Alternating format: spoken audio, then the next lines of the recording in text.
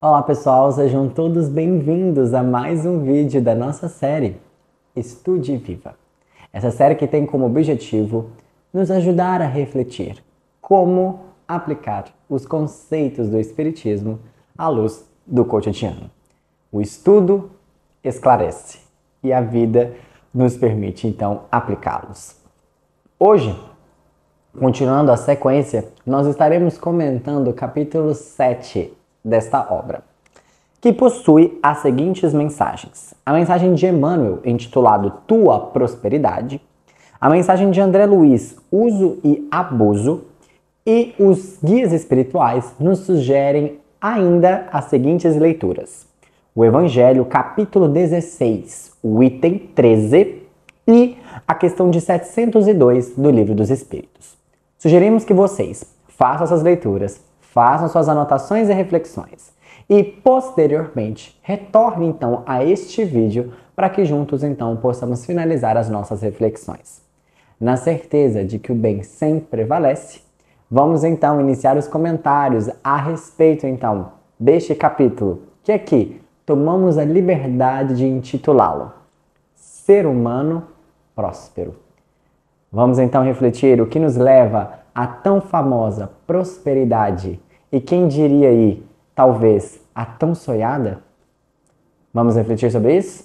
Vamos então iniciar o nosso estudo comentando a mensagem do Evangelho, capítulo 16, não se pode servir a Deus e a mamão, o item 13. Basicamente, este item vem nos fazer a refletir sobre o emprego das nossas riquezas. Ele inicia a mensagem fazendo uma analogia, uma comparação de que nós, seres humanos, somos espécies de depositários. Em outras palavras, local em que se deposita algo. O que ele quis dizer com esta analogia? Deus deposita em nós meios, bens, para que nós possamos então, desses meios, desses empréstimos, utilizá-los da melhor maneira. Dentre várias coisas que nos são depositadas, um desses depósitos pode vir a ser a riqueza material. O principal ponto é o que temos feito com a riqueza que nos é depositada, que nos é confiada. Ele fala que o mau uso dessa riqueza é quando nós a utilizamos única e exclusivamente para atender às nossas satisfações pessoais. Em outras palavras, quando somos egoístas, pensando somente na gente. E o bom uso dessa riqueza, pelo contrário, é toda aquela que é utilizada para promover a evolução, o progresso de todos ao seu redor. Ele comenta que a riqueza muito bem utilizada é aquela em que o meio aonde ela esteja é um meio de bem-estar e de fecundidade. Em outras palavras, promove o progresso de todos os envolvidos. E nessa mensagem ele comenta, muitas das vezes as pessoas que possuem muitos bens materiais realizam uma forma de utilizar a sua riqueza é através da esmola ou da doação. O que essa mensagem comenta? Quando possível, doe. Não tem nenhum problema em fazer a questão da esmola. Porém, entenda, ela combate única e exclusivamente a miséria presente. Em outras palavras, ela é uma ação paliativa. Ela não corrige a causa desse problema. Observe, uma pessoa que tem muita fome, você entregar uma comida a ela, você corrige o problema da fome dela naquele momento e não dá segurança a ela nos outros dias. O que essa mensagem nos convida a refletir é aqueles que são confiados de grandes fortunas, em que grandes fortunas são confiadas, o Evangelho nos explica que o principal propósito de grandes fortunas é o combate da miséria na sua causa. Em outras palavras, quando necessário, dê esmola, mas sempre que possível, converta a esmola em salário. ou seja, em trabalho. Por quê? De acordo com o Evangelho, o trabalho dignifica o homem. Como assim? Desenvolve a sua inteligência, faz com que ele se sinta útil. E ao invés de entregar algo como um favor, algo que pode vir a humilhar aquele ser, o salário ele vem como uma excelente maneira de ajudar o indivíduo, tanto no quesito material, como também no quesito espiritual. Por quê? Além de ajudá-lo nas condições físicas, no sustento, você também estará ajudando a desenvolver capacidades intelectuais. Um ponto aqui muito importante, então, que essa mensagem nos convida a refletir. A riqueza é um empréstimo. E nós seremos questionados o que nós fizermos dela. Em outras palavras, o seu livre-arbítrio. Você tem o direito de escolha, você tem a capacidade de direcionar aquilo que lhe é confiado. Será então perguntado a cada um de nós o que nós fizemos. Ah, João, mas por exemplo, eu não tenho riquezas em questões monetárias muito elevadas. Mas talvez você tenha uma outra riqueza que seja a riqueza intelectual, a riqueza mental, em que você tem muita facilidade, por exemplo, de ensinar as outras pessoas. Isso é uma riqueza sensacional. O que você faz dela? Você talvez tenha uma riqueza em que você consiga ajudar várias pessoas em trabalhos braçais, em estar à disposição, ser uma figura ali muito cativante. O que você tem feito dessa riqueza? Nós temos ali a ideia de que quando nós pensamos na riqueza, pensarmos única e exclusivamente na riqueza material, no dinheiro, nos bens, na casa. E não é assim. Riqueza é tudo aquilo que nós temos ali em abundância. É aquilo que nós vemos que não nos falta. É aquilo que quando vem, parece que quando a gente entrega, a gente nem perdeu nada, a gente ganhou mais ainda. Observem isso. Pessoas que são ricas, quando elas entregam algo, elas se enriquecem ainda mais. Esses são os verdadeiros ricos. Olha que reflexão interessante. Então a gente observa que ela não está ligada única e exclusivamente com a questão monetária, e sim com qualquer qualidade, com qualquer benefício que tenha na sua vida. A pergunta é, daquilo que você é muito rico, o que você faz dessa riqueza? Quer ver uma outra reflexão bem interessante? Saúde.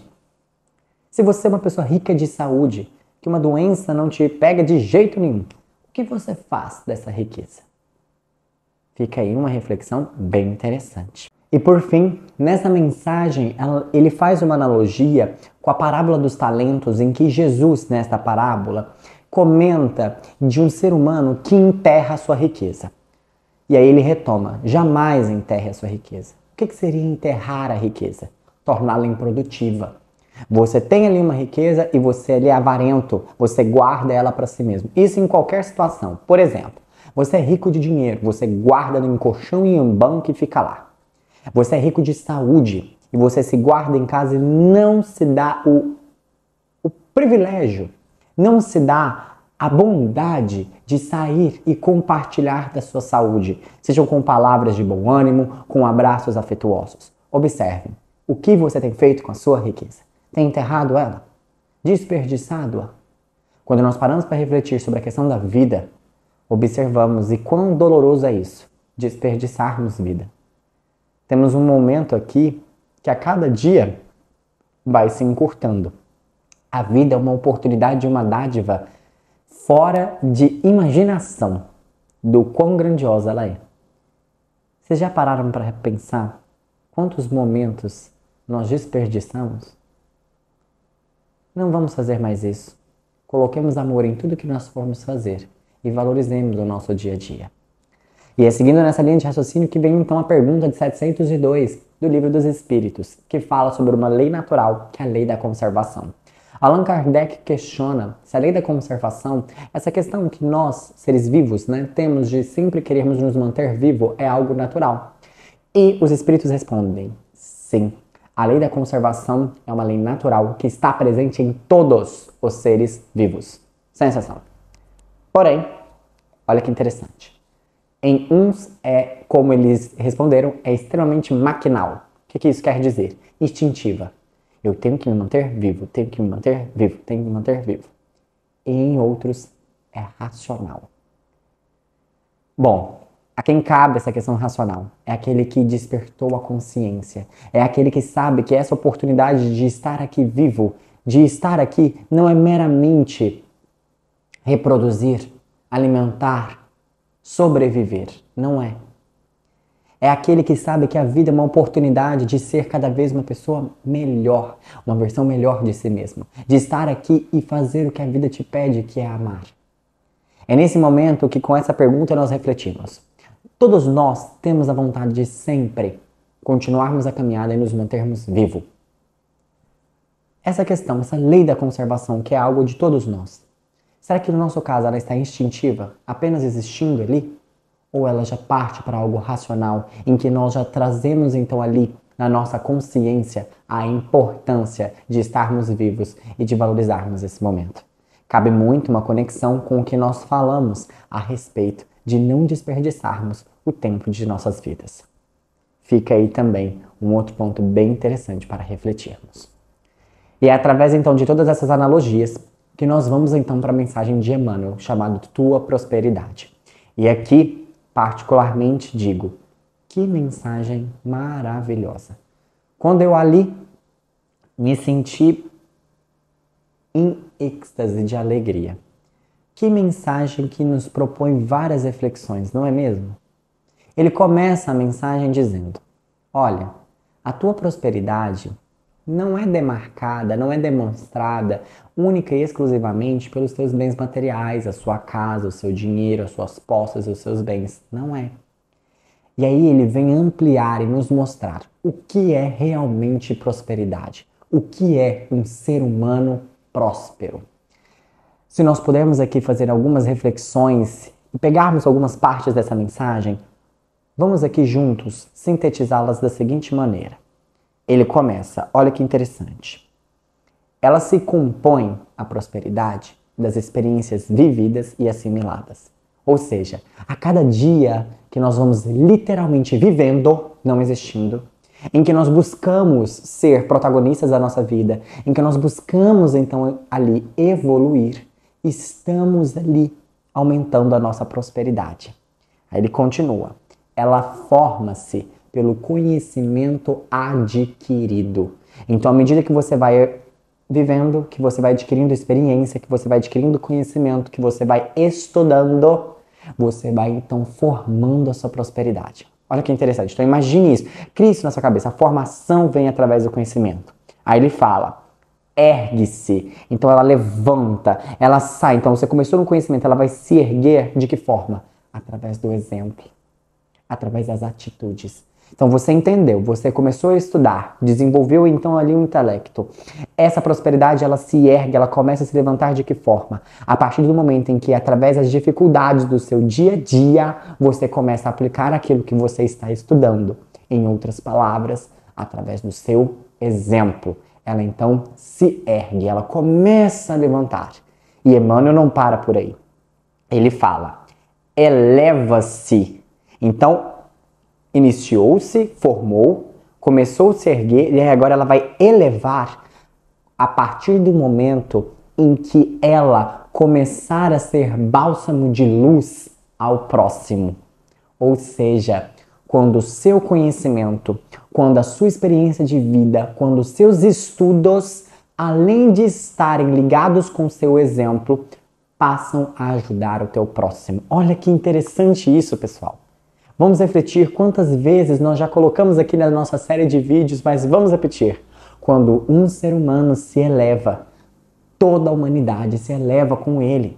E Emmanuel já estava nos convidando a refletir isso nesta mensagem. Então observe, forma-se pelo conhecimento, ergue-se pelo exemplo e eleva-se com ajuda ao próximo. Fantástico isso. E aí ele então finaliza. Ela expande a cada dever cumprido retamente nas migalhas do tempo. O que isso quer dizer?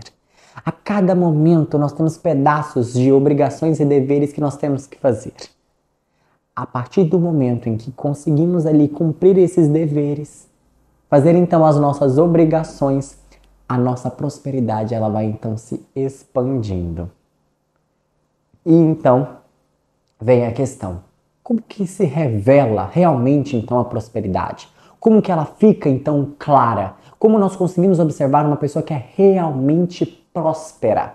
Ele então nos diz, revela-se pelos exemplos, pelas atitudes de fé, altruísmo, ou seja, pensar em todos, fraternidade, humildade e então a fraternidade. Olha que interessante isso. Então ela se revela. Uma pessoa realmente próspera é aquela em que as suas atitudes, os seus exemplos, os seus pensamentos estão pautadas no coletivo, em não elevação, ou seja, humilde, e na fé de que a vida caminha para o melhor. E ele então fala, aquele que verdadeiramente serve, distribui sem nunca empobrecer. O que isso quer dizer? A pessoa realmente próspera, o ser humano propriamente, aquele que realmente ali, na essência, é próspero, quando ele dá, ele se enriquece ainda mais. Por quê? Ao dar, ele não perde, mas ele mostra com aquela doação o valor que ele possui quando então lhe foi confiada uma tarefa.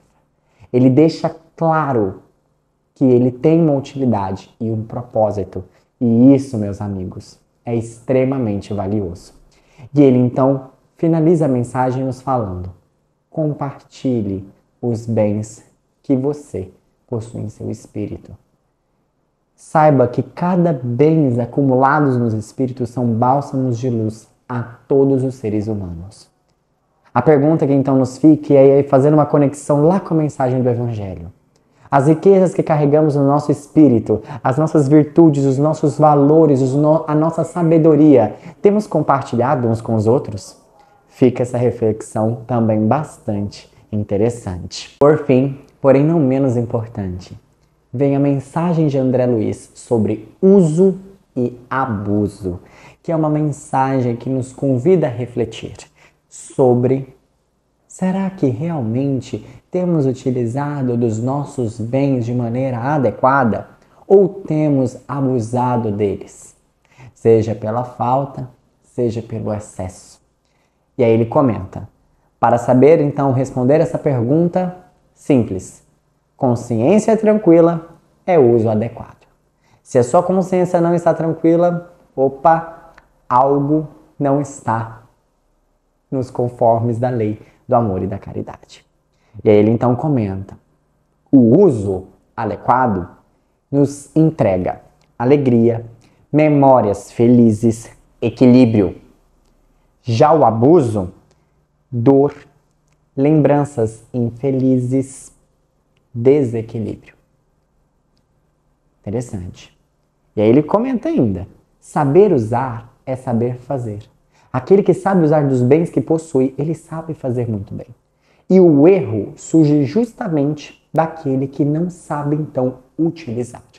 E aí ele faz uma analogia muito interessante que ele fala: quando se abusa da saúde, vem então a doença. Quando se abusa do hábito, vem o vício. Quando se abusa daquilo que é necessário, vem então o supérfluo. Quando você abusa do seu direito, muito direito eu tenho, surge o egoísmo. E aí ele fala: o uso constrói, já o abuso destrói. E aí ele comenta: o progresso nada mais nada menos do que é fazer o bom uso dos empréstimos que a divindade, Deus, a vida, o amor universal nos entrega a cada dia. Essa mensagem nos convida a refletir e a parar e pensarmos: temos feito um uso adequado daquilo que nos é confiado? Ou temos abusado dessas situações? E aí vem: como então saber se estamos usando ou abusando? Simples. Veja os sentimentos que isso te causa. Veja os reflexos. Já é bíblico isso. Pelo fruto, reconhece a árvore. Pelas consequências, saberemos então as causas. O que eu quero dizer com isso?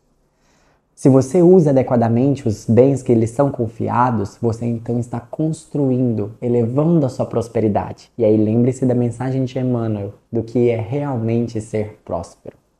Se não, se você então abusa, você está desconstruindo.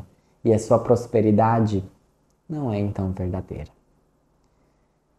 Bom, espero que essas reflexões possam ter plantado em cada um dos nossos corações sementinhas de luz e que possamos todos os dias regá-las, a fim de que busquemos ser pessoas cada vez melhores. Obrigado por você ter assistido esse vídeo até o final. Um beijo no seu coração e que Jesus esteja com vocês. Até mais, pessoal, e até o nosso próximo vídeo.